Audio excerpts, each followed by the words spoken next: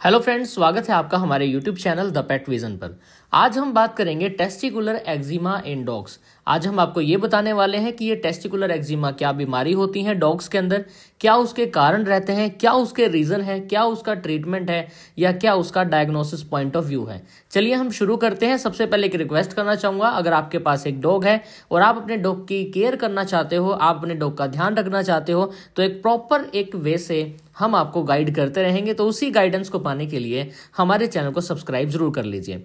तो जो टेस्टिकुलर एस्टिमा नाम की ये जो बीमारी होती है, बेसिकली जैसे आपको स्क्रीन के ऊपर नजर आ रहा होगा, ये बीमारी है। इसमें जो आपको टेस्टिकल दिख रहे हैं, जो स्क्रोटम जो एरिया है, जो टेस्टिस का, जो हमारे डॉग का है, वहां की जो स्किन कंडीशन आप चेक कर सकते हो कि किस तरह से स्किन कंडीशन वहां पे इफेक्ट हुई है। बेसिकली इस सिचुएशन को testicular eczema in dog refer to an inflammatory skin condition. Basically ये एक इन्फ्लामेटरी स्किन कंडीशन डेवलप हो जाती है। This condition is characterise by, अब इस कंडीशन को हम कैसे कैरेक्टराइज करेंगे, बिकॉज यहाँ पे आपका डॉग काफी ज्यादा इचिंग करेगा तो उसको हम इची बोलेंगे। रेडनेस वहां पे शो होगी, इरिटेट होगा ये, और आपके डॉग के जो वहां पे टेस्टिकल्स के ऊपर बेसिकली जो स्क्रोटम जो होता है, वहां पे स्केली या क्रस्टेड स्किन आपको देखने को वहां पे मिलेगी।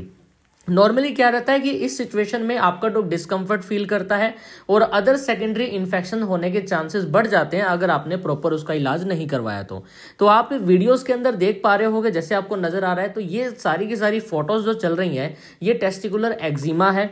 बेसिकली इसको हम स्क्रोटल एक्जिमा भी बोल सकते हैं। अब इसके कारण क्या रहते हैं, चलिए हम स्टार्ट करते हैं। पहला कारण है एलर्जीज। अगर आपके डॉग को एलर्जी है, मे बी वो एलर्जी फूड एलर्जी भी हो सकती है या एनवायरमेंटल एलर्जी भी हो सकती है, उसकी वजह से आपके डॉग को टेस्टिकुलर एक्जिमा हो सकता है।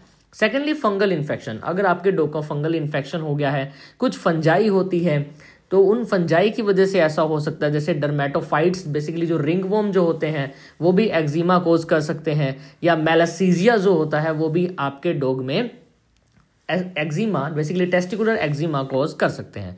आगे हमारे पास कारण आता है बैक्टीरियल इन्फेक्शन। अगर आपके डॉग के टेस्टिकल्स के ऊपर किसी तरह के कोई बैक्टीरिया ने सेवियर इफेक्ट वहां पे पहुंचा दिया है, वहां पे ज्यादा इचिंग डेवलप हो गई है बैक्टीरिया की वजह से, तो वहां पे बैक्टीरियल इन्फेक्शन होगा, और बैक्टीरियल इन्फेक्शन भी टेस्टिकुलर एक्जिमा कॉज करवा सकते हैं। अगर कोई पैरासाइट है, पैरासाइट इन द सेंस अगर आपके डॉग के ऊपर जो मक्खी बैठती है या जो माइट्स जो होते हैं या जो चीचड़ जो होते हैं ना, वो आपके डॉग के जेनाइटल एरिया को, बेसिकली जो मेल रिप्रोडक्टिव पार्ट जो होता है, जो आपको नजर आता है, तो वहां पे आपको एक्जिमा देखने को मिल सकती है ड्यू टू पैरासाइट की वजह से भी। ठीक है, आगे हमारे पास पॉइंट आता है हार्मोनल इम्बैलेंसेस। अगर आपके डॉग की बॉडी के अंदर हार्मोन लेवल काफ़ी ज़्यादा इम्बैलेंस हो गए हैं, जैसे हम बात करते थे हाइपोथायरॉयडिज्म के अंदर ये प्रॉब्लम डेवलप हो सकती है, या अदर एंडोक्राइन डिसऑर्डर भी आपके डॉग की बॉडी के अंदर है, तो वो हार्मोन इम्बैलेंस के अंदर इंक्लूड होते हैं। उनकी वजह से भी आपके डॉग को एक्जिमा हो सकता है, बेसिकली टेस्टिकुलर एक्जिमा। आगे आता है कॉन्टैक्ट डर्मेटाइटिस। आपके डॉग को डर्मेटाइटिस नाम की कंडीशन डेवलप हो सकती है। बेसिकली ये कुछ इरिटेंट्स या एलर्जेंस की वजह से आपको ये देखने को मिलेगी। ठीक है, अगर आपने आपके डॉग के टेस्टिकल्स को साफ सुथरा नहीं रखा है, वहां पे पानी, जब आप अपने डॉग को नहलाते हो, पानी वहां पे काफी टाइम तक स्टे रहता है, एक ही जगह पे खड़ा रहता है, एक ही जगह पे चिपका रहता है, आप उसको ड्राई नहीं करते हो, तो वहां पे डर्मेटाइटिस होने के चांसेस भी बढ़ जाते हैं। अगर आपका डॉग काफी ज्यादा मात्रा में हीट में है लेकिन आप उसकी मेटिंग नहीं करवा पा रहे हो, तो कई बार ये भी चांसेस देखा गया है ड्यू टू हार्मोनल इम्बैलेंस की वजह से हीट अगर प्रॉपर उसकी ठीक नहीं हो पा रही है। बेसिकली हम उसको हीट नहीं बोल सकते, उसको हम नॉर्मल बोल सकते हैं। बेसिकली ये तो फिजिकल एक मेथड होता है, फिजिकल एक वे होता है जो कि हार्मोन से ही डेवलप होता है। अगर वहां पे आपको मॉइस्चर देखने को मिल रहा है टेस्टिकल्स के आसपास, तो ये आपको कंडीशन देखने को मिल सकती है। अब मैं बात करता हूँ सिम्टम की। जैसे आप देख पा रहे होगे, सिम्टम में आपको जो टेस्टिकल्स के अराउंड आपको काफी ज्यादा इचिंग देखने को मिलेगी और आपका डॉग स्क्रैच भी करेगा। वहां की जो स्किन है आपको रेडिश नजर आएगी, यानी लाल रंग की हो जाएगी, और इन्फ्लामेशन वहां पे डेवलप हो जाएगी, यानी आपको सूजन देखने को मिलेगी, आपको स्वेलिंग वहां पे देखने को मिलेगी। आप जब स्किन को ऑब्जर्व करोगे तो आपको वो जो स्किन है स्केली या क्रस्टेड स्किन देखने को मिलेगी। वहां के जो बाल हैं वो भी झड़ जाएंगे, बेसिकली हेयर लॉस देखने को मिलेगा। एलोपेशिया लाइक कंडीशन डेवलप हो सकती है अराउंड द स्क्रोटल एरिया। आपको ऑर्डर एक अजीब तरह की एक अनप्लीजेंट स्मेल आपको वहां पे देखने को मिलेगी।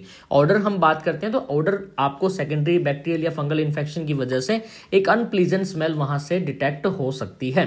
आपका डॉग डिस्कंफर्ट फील करेगा, उसको बैठने में भी दर्द होगा और काफी ज्यादा उसको पेन हो सकता है।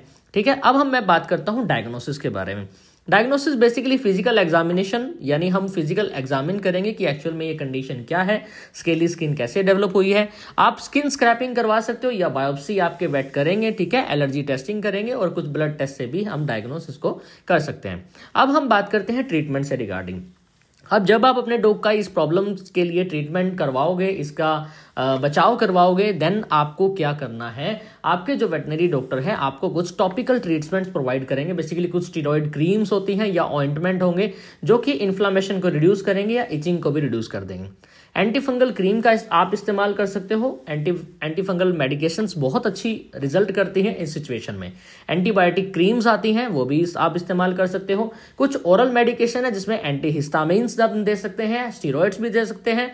लेकिन ये जो स्टीरॉयड जब आप यूज करोगे तो आपके वेटनरी सुपरविजन के साथ ही इनका इस्तेमाल करना है, ठीक है। एंटीबायोटिक्स एंड एंटी फंगल्स भी आप दे सकते हो। मेडिकेटेड शैम्पू का इस्तेमाल करोगे तो ठीक हो जाएगा। डाइट में भी आपको चेंज करने पड़ेंगे। जो हाइपो एलर्जिक फूड जो होता है ना, आपको इनके बारे में ध्यान रखना पड़ेगा कि कौन कौन से फूड होते हैं। हमारे चैनल के ऊपर ऑलरेडी वीडियो अवेलेबल है ऐसे फूड जो एलर्जी कोज करते हैं, ठीक है। आगे आता है पैरासिटिक कंट्रोल। पैरासाइट से आपको अपने डॉग को बचाना है।